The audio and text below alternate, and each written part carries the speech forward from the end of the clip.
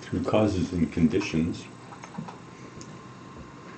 having this graham cracker reminds me of my earliest larcenous impulses that I can remember in my life. Do we need to know about that? When I was maybe 4, and I figured out how I could actually climb up on the kitchen counter, stand up, open the upper cupboards, and get the graham crackers out in the middle of the night. In the middle of the night. Yes, Under the cover of dark. under the cover of darkness.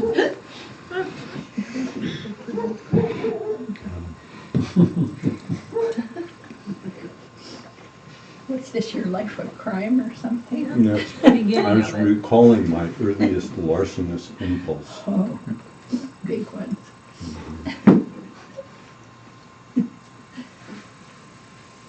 Is it, at that stage in life, is it larceny? Or is it just following an impulse?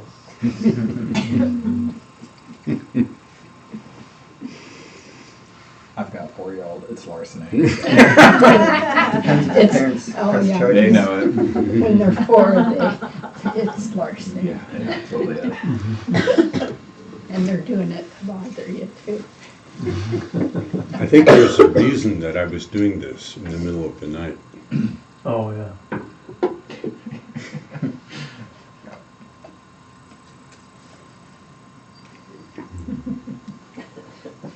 Did you have to plan in the afternoon? Yeah. To be clever, I would take the 5th on that, but I don't think, I don't have a firm enough memory. I just have this memory of getting up on the counter and the hand going into the crackers.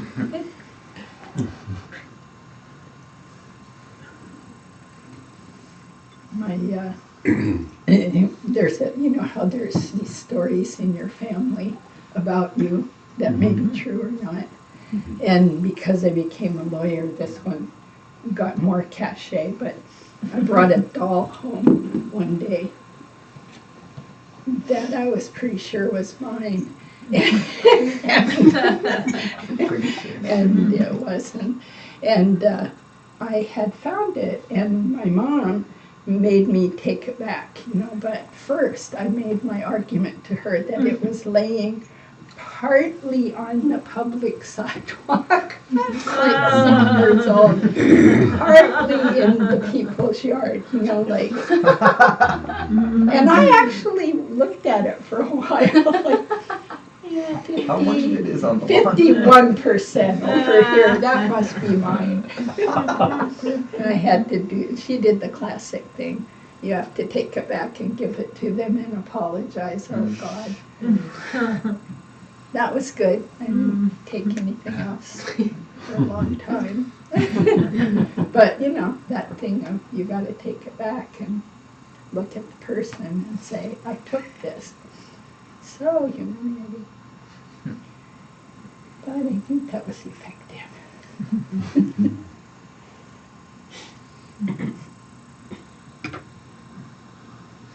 I have a question. Yep, Go ahead. Yeah. A question about discipline. My experience with discipline and just in the culture is kind of like a puritanical type of force yourself to do something kind of relationship with that, with discipline.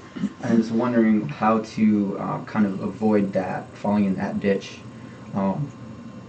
but still, you know, putting the effort into meditation and maintaining practice. So like maybe cultivating joy in discipline, or how to just avoid that relationship with it that can cause me to not want not want to put forth the effort. Mm.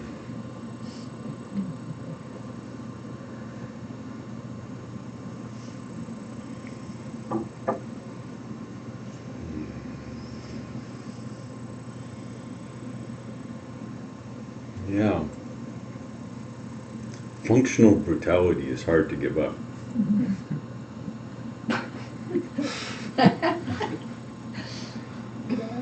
very crazy what the culture uses. I come from Bill's English. Functional brutality. No, we whatever it is that we think works, we go with it, and we become adept at it, and we train ourselves. And so it's a matter of we've trained ourselves to do these things. So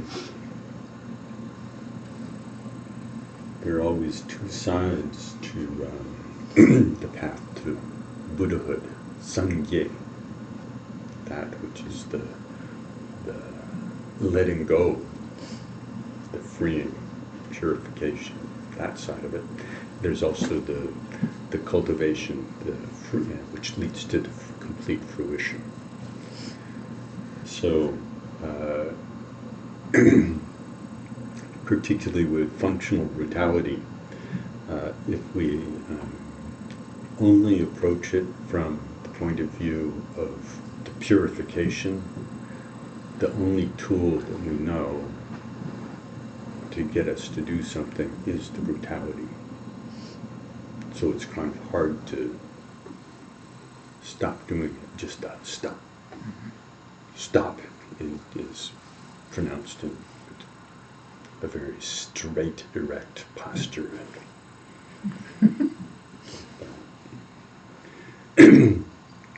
So I think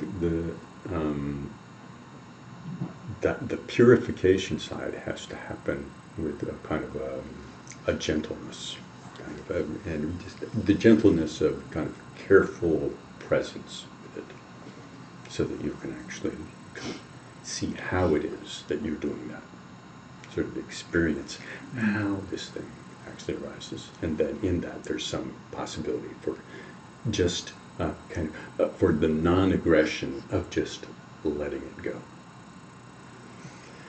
But I think it's also necessary to approach it from the side of some kind of cultivation, placing in your mind stream some kind of intention to approach discipline, to approach gathering energy in a different way.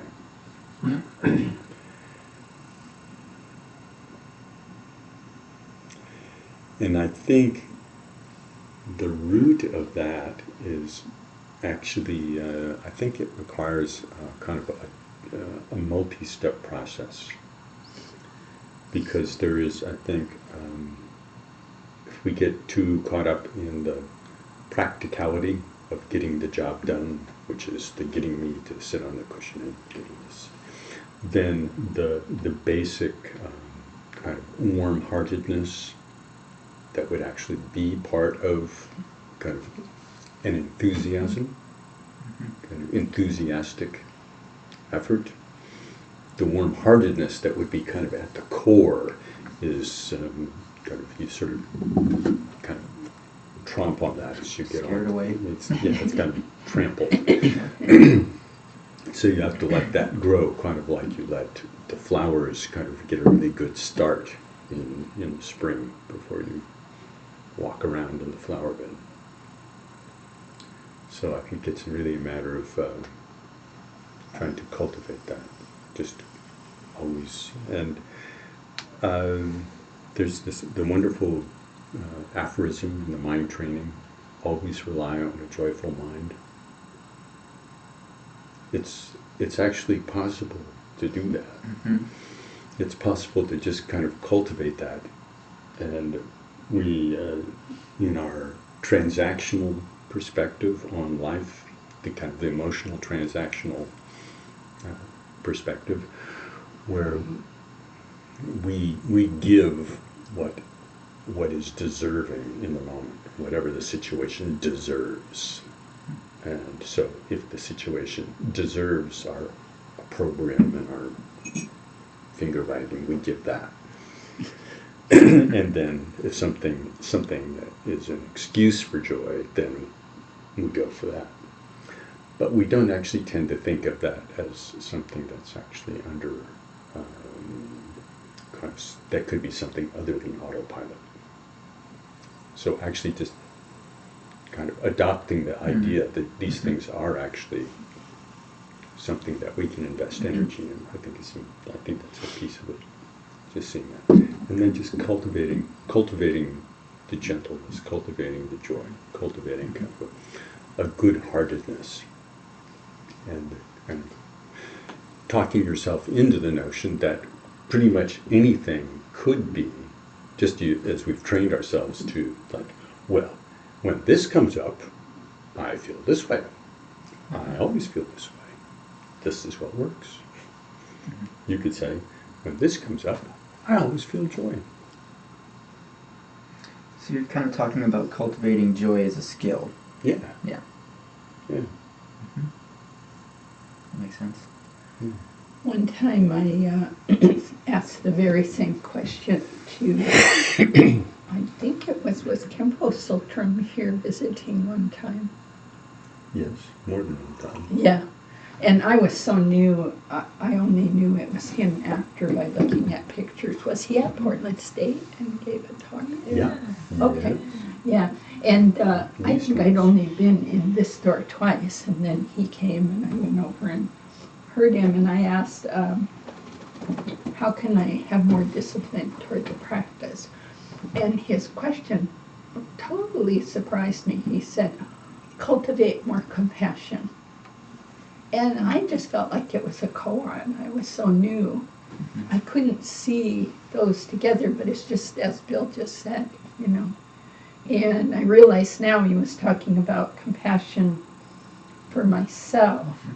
Like if I really see I'm suffering, I want it to end, which is the act of compassion, the thought pattern of compassion. And then I look at how does it come to the end. And, you know, I see that I need to do some work, but not like, yeah. So I think that's a really good way in is think about suffering, think about the end of suffering. It'll probably come around when we say, why meditate? Why meditate, Brian? And having to really deeply answer that for yourself. I guess what has helped me is just it's kind of like going to the gym or something. Like when I'm meditating, it's always joyful, most of the time, I didn't say, but it's like getting there is kind of the hard part. So I try to always remind myself of the experiences that I have when I am meditating that have been positive, and I kind of like take your medicine, Ryan. Get on the You'll cushion. feel better. Yeah. But that does help the joy and compassion as a practice. Thank you. Sean? I think I'm going to sit with the question. Just kind of shift it a little bit. Maybe if somebody else has a question and come back to it later. Sure.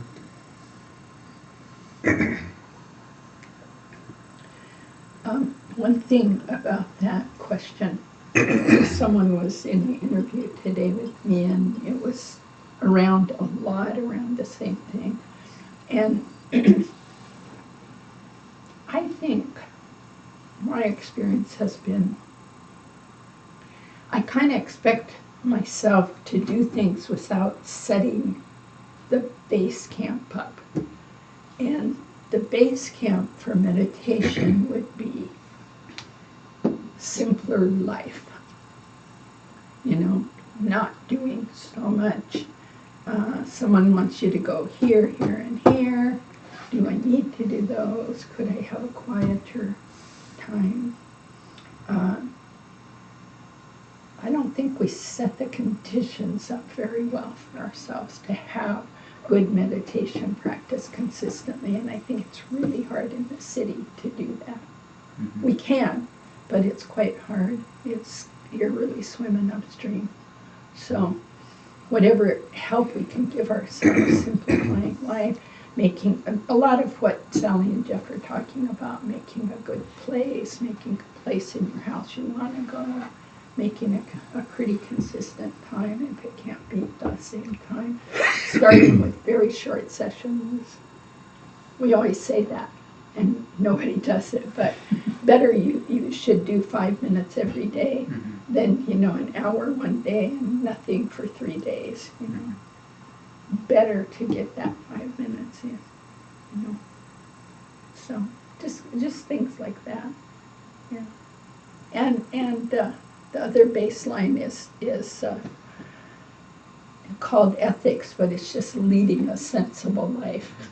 If you're hungover, it's going to be hard to get to the cushion. If you're having crazy affairs, you're going to get to the cushion, but that's going to spin you. If you're having fights with people, So just that bottom line, keep life, at a kind of a sane level. It'll still be a challenge, but it can happen and be fruitful. Yeah, I just have something related to that.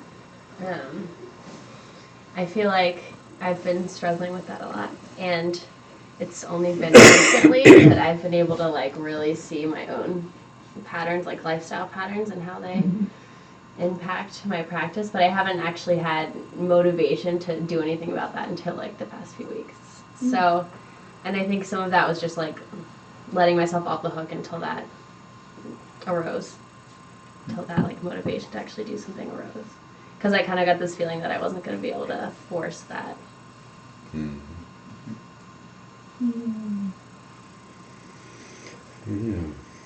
that is an interesting piece. That just kind of wagging your finger at yourself it doesn't really seem to work. We get into the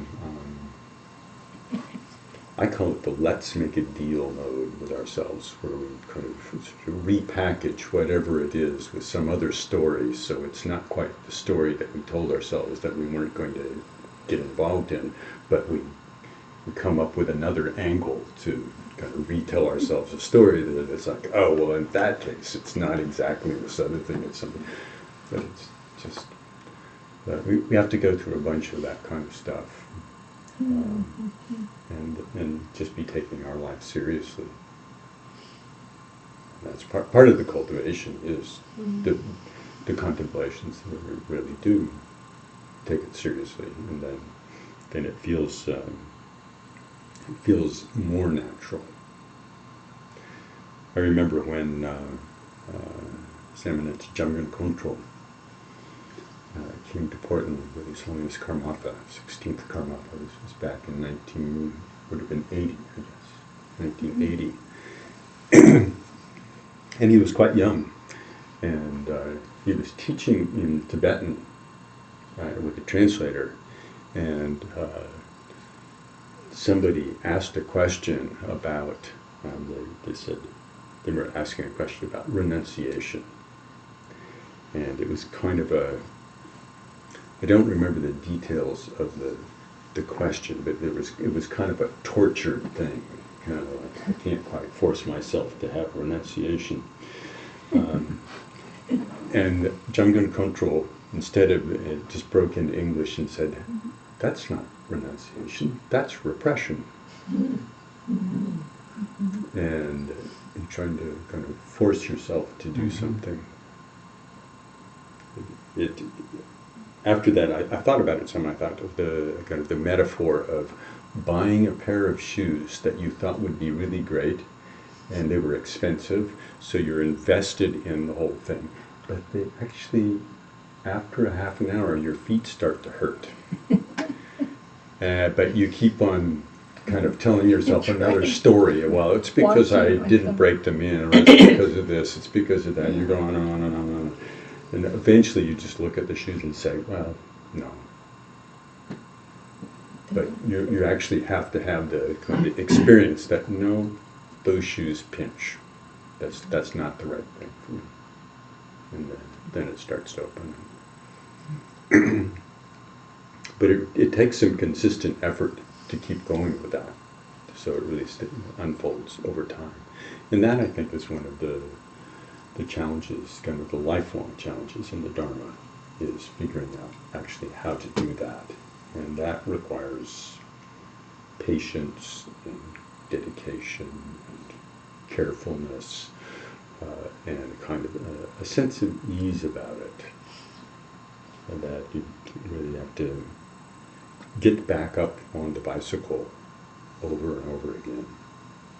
And for a long time, it's very disconcerting that you thought you had it nailed. I don't fall off bicycles anymore. And then you do, and then the fact that we fall off our bicycles can be the excuse for kind of giving it up. So I thought this was a permanent condition, and since it's not permanent, then I'm not going to invest in this anymore, because I might become disappointed the way I am again. You know, that's just give it up. But then, if we manage to cultivate a sense of humor about it, then it can kind of become a little easier over time.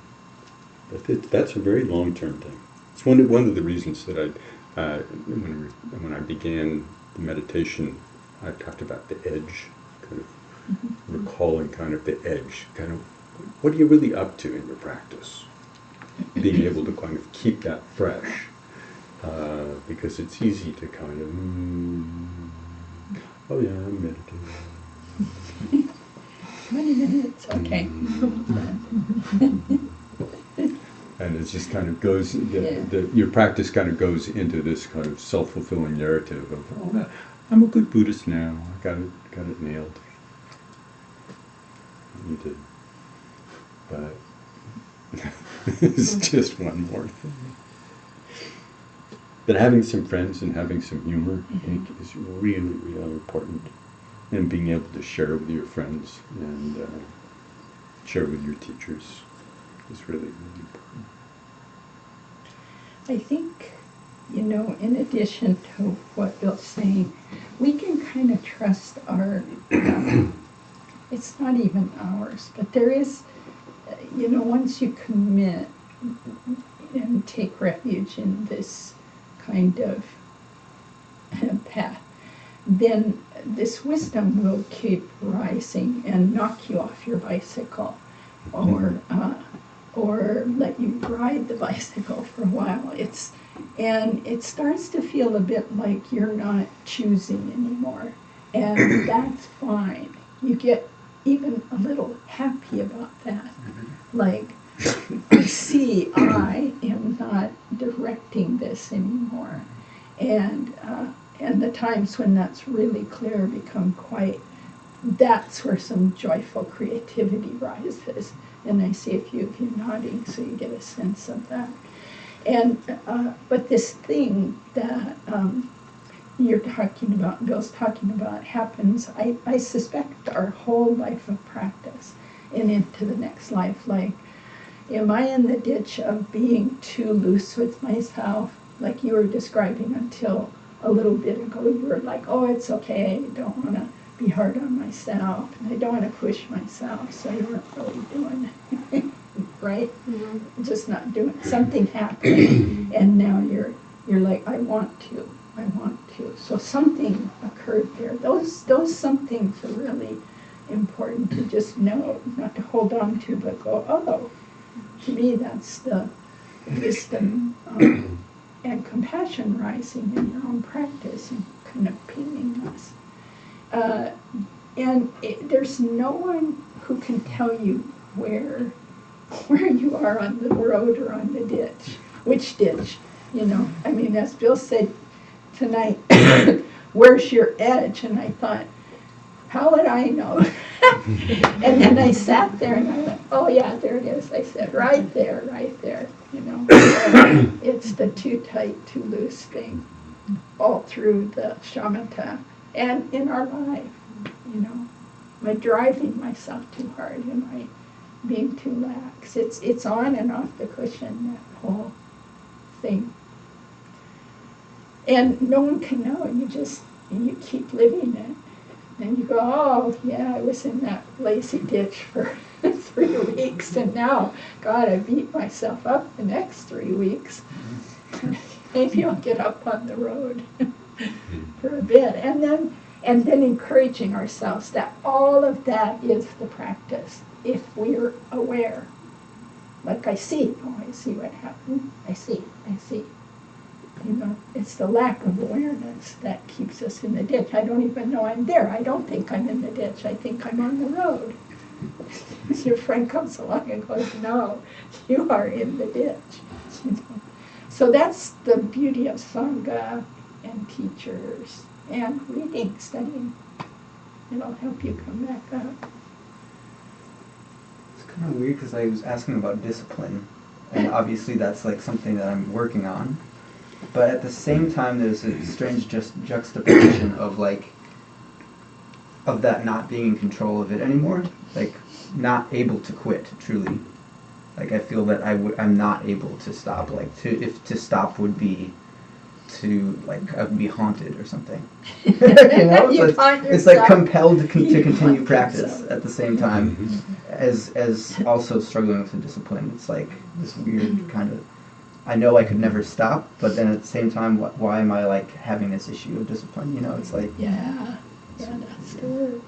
yeah. It's the scratchy. Yeah, there is a certain point where it's like, once you figured out that Santa Claus wasn't really, really fast and was running in between all these different stores, it's like you can't go back. Yeah, yeah, that's true. Yeah, there you go.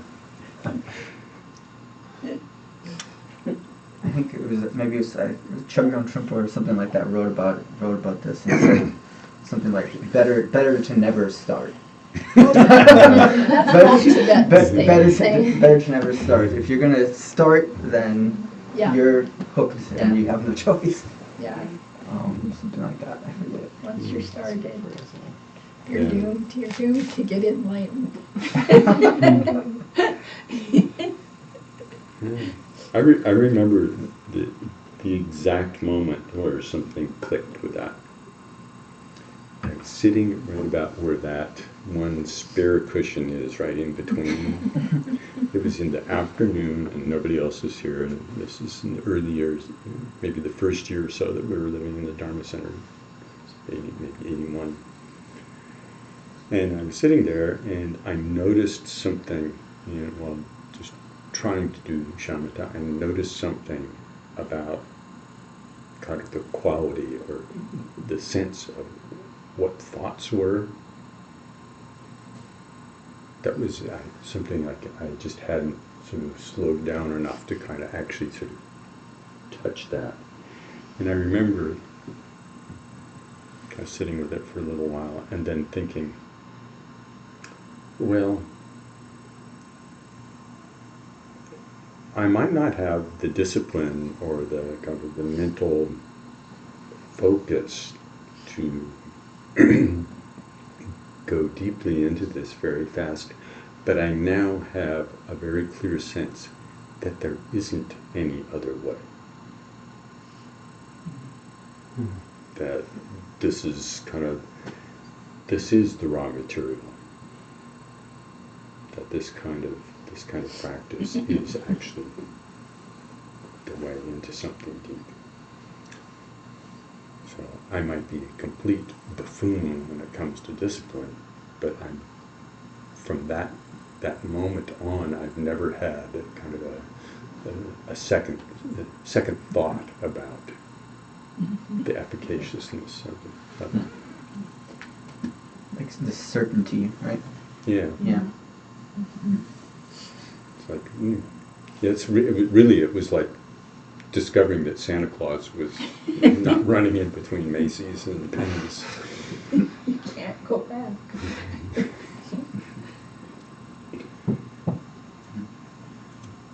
Linda has something. So is that what Buddhists mean by confidence? Is that what they mean when they talk about having confidence? It's like That's one. It could be a lot of different things. okay, It's not so narrow, I don't think. okay. But it's in the practice. The Yeah. confidence is in your own practice.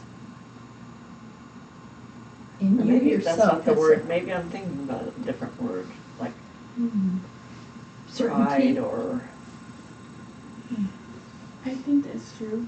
I think that when you, just the way you were laughing and chuckling over there about how there's no turning back, I think that after a while you can tell that something really is happening. You do have a path, and I think that as Buddhists, you are certain that something is happening. This is like what Chogyam Trungpa described, and I think that, I mean, I remember that him saying just that, and I can relate to it, that gives you a kind of confidence. And it's also because it's confidence in like something that's groundless, so it's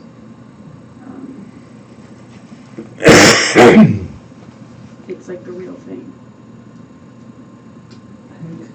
I can relate to that for sure. It's like, it would be almost like if you saw like somebody walk in front of you and then the person next to you would try to say, well, that person didn't walk in front of you. You would be like, absolutely they did, I just watched them do it, you know? Yeah. So it's that kind of direct experience that, for me at least, that's my experience, of that gives that certain sense of certainty. It's that direct, like, witnessing. But that's just what I was with it. Yeah, I think it takes time to have that sense develop, and I think you need like a refuge teacher and someone who's watching and can acknowledge, like, yep, that's pain, or like, yep, that's impermanence, like someone to share that journey with, to affirm that it is something. Because if you're just all by yourself, you might not know. But I think it's like the presence of like a real lineage and a real teacher, and then a real sangha to, I don't know, that's my experience. Having a teacher definitely helps.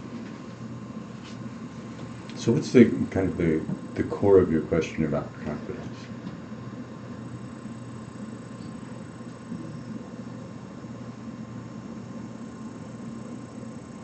I guess I've been searching for a word for, like, knowing I'm on the path for me.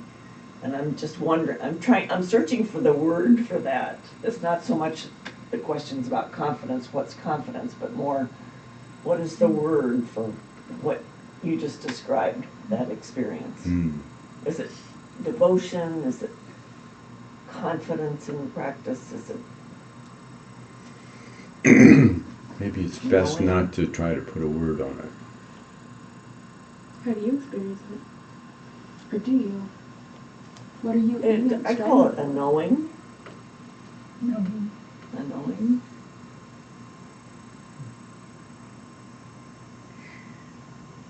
I just think that when we get right here, where Laura's talking about it's a confidence in groundlessness,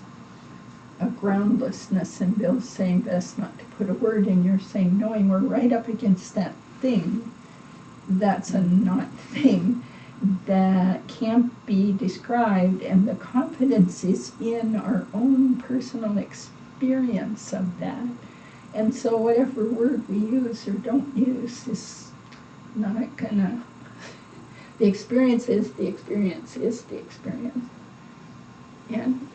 But it does seem for me that in my experience, the so-called confidence grows there, you know. But yeah, it's kind of because it's confidence in something indescribable, then words might not Yeah. be it. I'm looking at the Mahmud Aspiration Prayer, Yeah. which has the phrase, confidence in outlook is cutting assumptions about the ground. There you go. So the outlook here is also, you could say, view. So that sense of confidence in kind of in the perspective of practice. But the cutting assumptions about the ground, that refers to this process of actually meeting your own experience directly, where you're not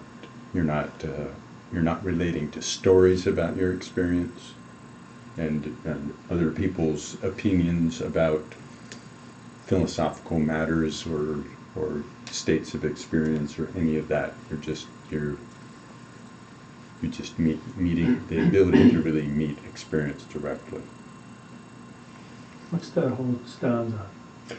Confidence in outlook is cutting assumptions about the ground. The key to meditation is maintaining that without distraction.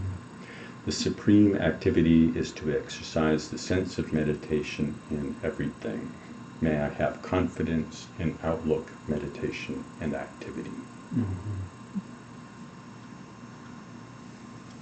So the key to meditation is maintaining this meeting experience directly.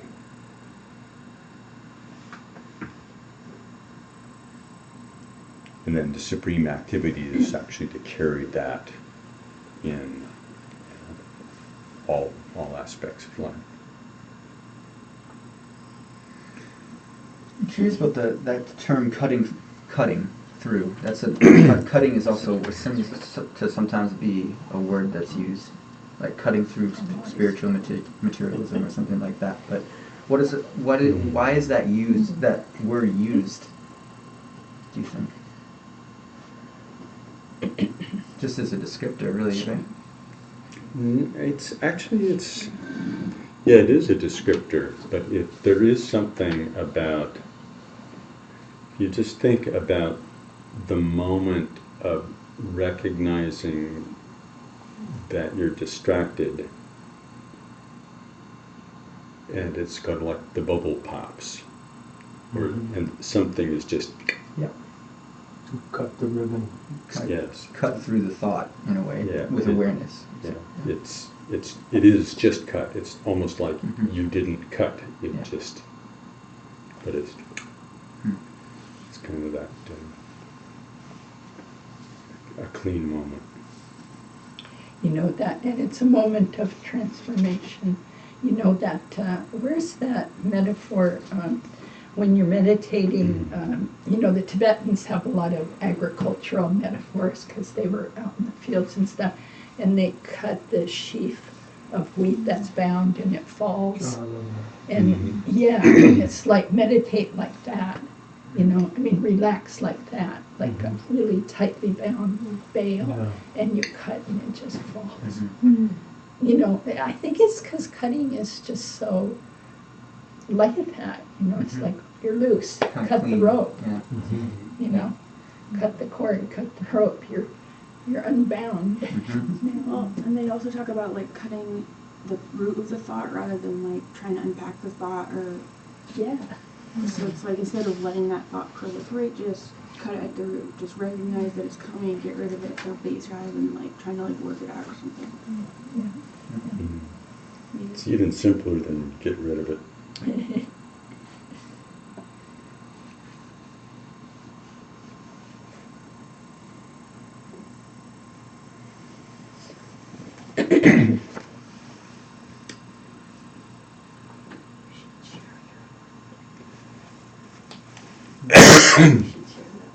Well, you should share it if it's true.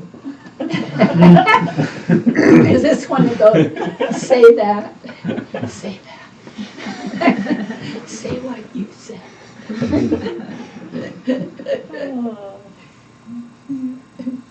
Steve used the word wisdom. Maybe that's what that experience is wisdom.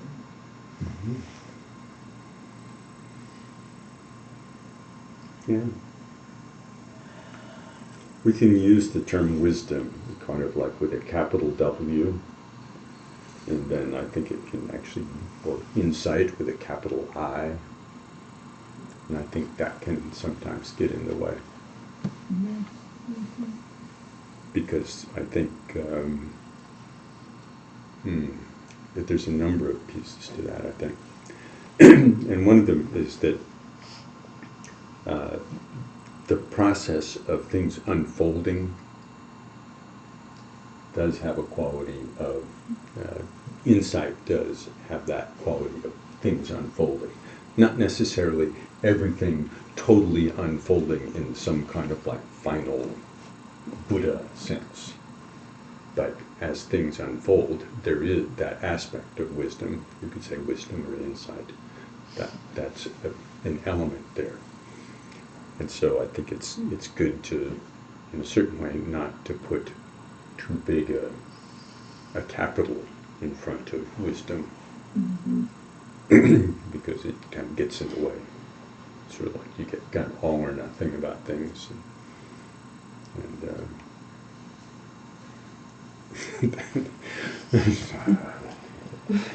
I don't think I need to explain that.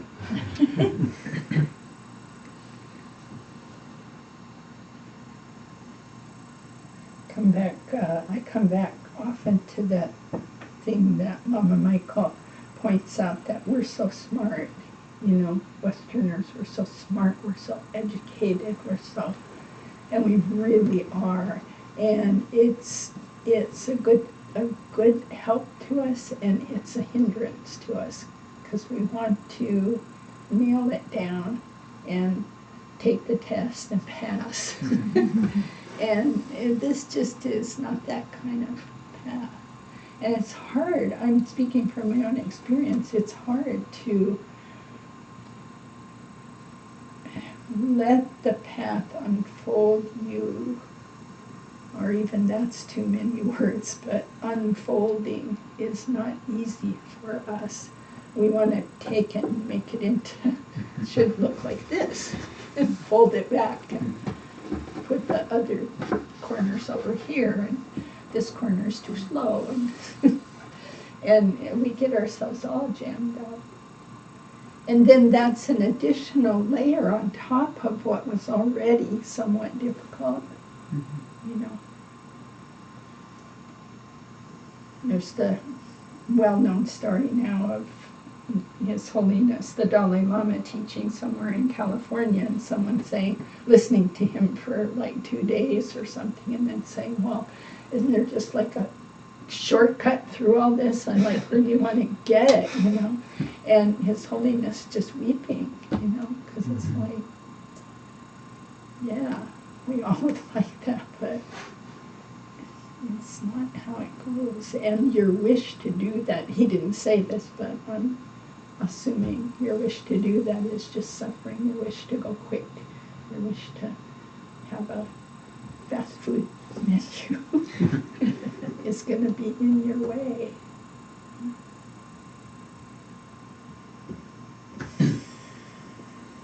We're doing it. This is it.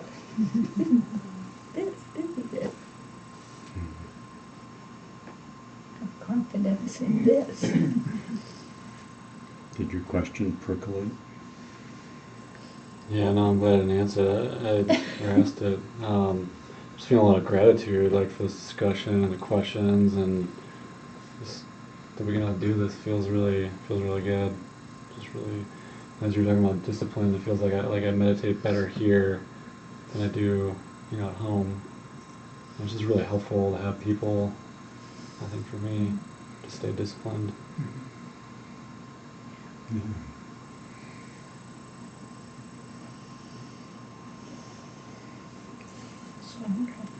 It's interesting going on one-year retreat, and I was so used to being here at the center a lot and meditating in the group and having the support of not just kind of the pattern, but also a sense that that here were some real examples of other beings, and so I could really kind of put on the training wheels and kind of really try, I'm going to try to hold all you people here kind of in my practice. So I'm going,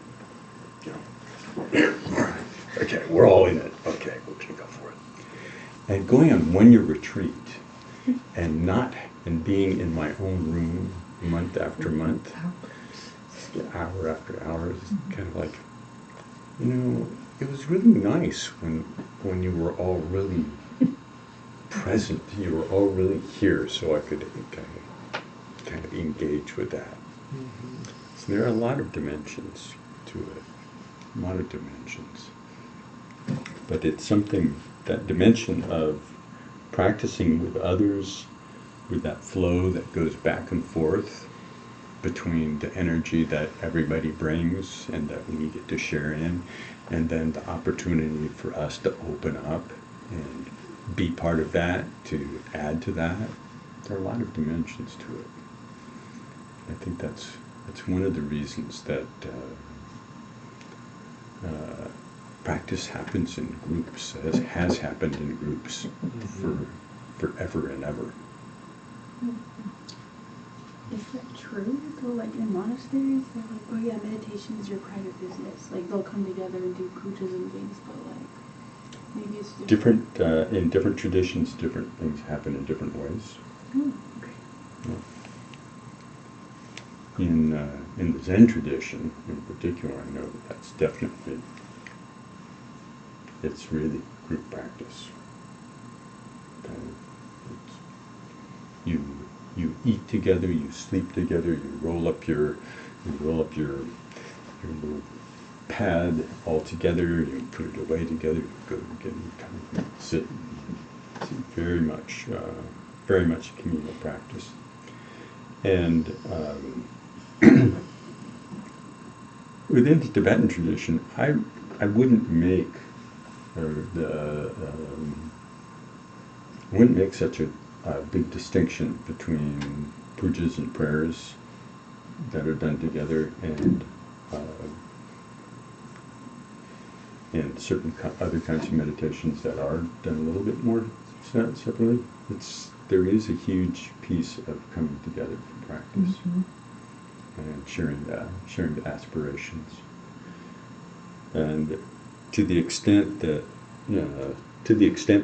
if one was really doing Vajrayana practice with some clarity about what one was doing and holding the whole process in mind and sticking with it, it's very difficult to say that that's something other than that element of being present with it throughout is something other than the dimension of Shamata.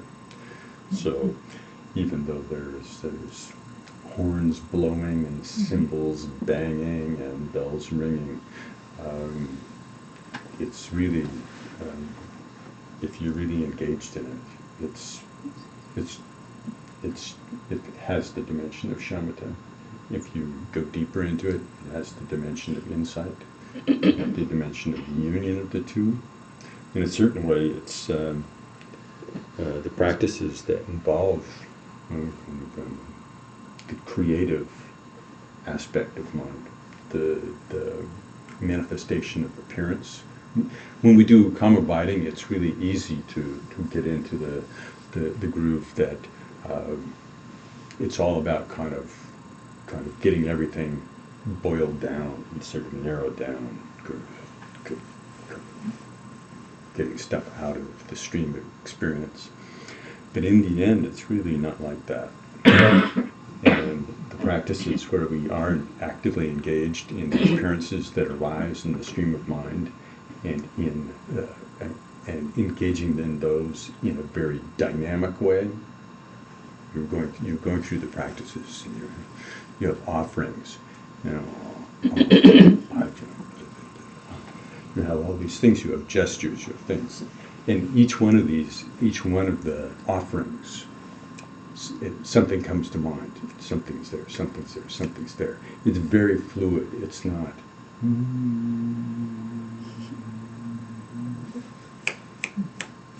And that's a very dynamic approach to practice, and it's challenging. It's not for everybody, but it definitely has the potential for being the ground of a kind of development of insight that is it's its own particular container for developing insight in a particular way. That actually, in a certain way, by intention, is quite like the way that we meet our experiences, as they arise dynamically in our day-to-day life. So there's a method to this kind of what is for some people the annoying madness or of having to visualize stuff and recite stuff and Deities going bang in symbols and acting like the caricature of the old one-man band with the cymbals between the knees and the drum that goes bonk bonk while you play this and do the accordion like that. But when it gets down to it, that's what we're doing throughout all our life. We are the one-man band. We are the one-woman band, and we're doing our best with to carry a tune and give everybody else the impression of having it together Yeah. in ourselves. And so Dave in practice, and Vajrayana says, why not make up a totally pure language, pure powerful deities with the most best parts of yourself. And we've made this up. And So let's why do not it. make up? Ta-da. And let's do it in a way where it's actually each and every instant of it could be seen as the ground for insight. Yeah.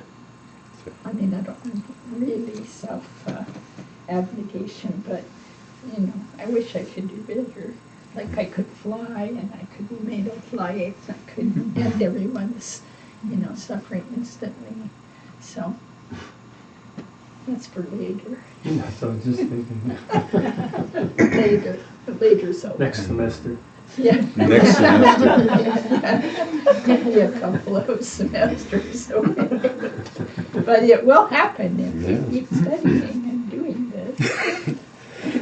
Study, contemplate, meditate, you shall get there.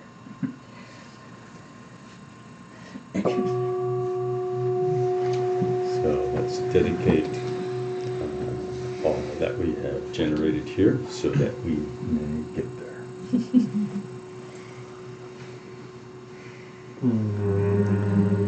By this virtue may I quickly realize Mahamudra and establish all beings without exception in this state.